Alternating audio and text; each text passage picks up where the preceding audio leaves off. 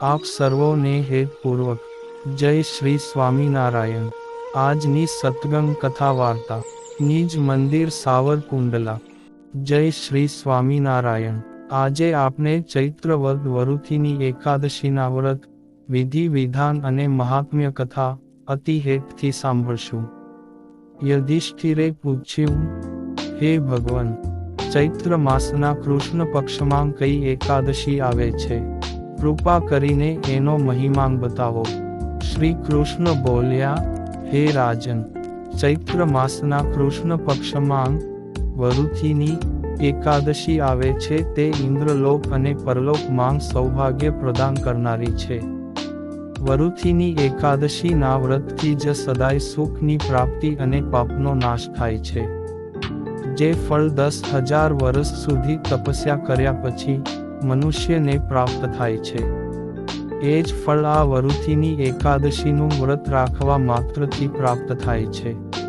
હે નૃપશ્રેષ્ઠ, ઘોડાના દાન કરતા હાથીનું દાન શ્રેષ્ઠ છે। ભૂમિ દાન એના કરતાં પણ મોટું દાન છે। ભૂમિ દાન કરતાં પણ વધારે મહત્વ તલદાનનું છે। તલદાનથી વધારે સુવર્ણ દાન અને સુવર્ણ દાનથી વધારે અન્નદાન છે। કારણ કે દેવતા, પિતૃઓ તથા મનુષ્યોને અન્નથી જ તૃપ્તિ થાય છે। વિદ્વાન પુરુષોએ કન્યાદાનને પણ આ દાન સમાન જ બતાવ્યું છે। ગાયનું દાન કન્યાદાન તુલ્ય જ છે। આ સાક્ષાત ભગવાનનું કથન છે।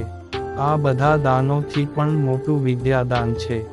મનુષ્યો વરુથીની એકાદશીનું વ્રત કરીને વિદ્યાદાનનું પણ ફળ પ્રાપ્ત કરી લે છે। જે લોકો પાપથી મોહિત થઈને કન્યાના ધનથી આજીવિકા ચલાવે છે, તેઓ પુણ્યનો ક્ષય થતાં યાતનામય નરકમાં પડે છે। આથી સર્વ પ્રકારના પ્રયત્નો કરીને કન્યાધનથી બચવું જોઈએ। એને પોતાના કામમાં ન લેવું જોઈએ। જેઓ પોતાની શક્તિ પ્રમાણે પોતાની કન્યાને આભૂષણોથી વિભૂષિત કરીને પવિત્ર ભાવથી કન્યાનું દાન કરે છે, એમના પુણ્યની સંખ્યા બતાવવામાં ચિત્રગુપ્ત પણ અસમર્થ છે। વરુથીની એકાદશી કરીને પણ મનુષ્યો એના જેવું ફળ પ્રાપ્ત કરી શકે છે। હે રાજન, જે મનુષ્યો રાત્રે જાગરણ કરીને જે ભગવાન કાનુડાનું પૂજન કરે છે, એ બધા પાપોથી મુક્ત થઈને પરમ ગતિને પ્રાપ્ત થાય છે। આથી પાપભીરુ મનુષ્યોને પૂર્ણ પ્રયત્ન કરીને આ વ્રત કરવું જોઈએ। યમરાજથી ભય પામનારા મનુષ્યે વરુથીની એકાદશીનું વ્રત કરવું। હે રાજન, આના વાંચન અને શ્રવણથી સહસ્ત્ર ગૌ દાનનું ફળ મળે છે, તથા મનુષ્ય બધા પાપોથી મુક્ત થઈને સ્વર્ગમાં પ્રતિષ્ઠિત થાય છે।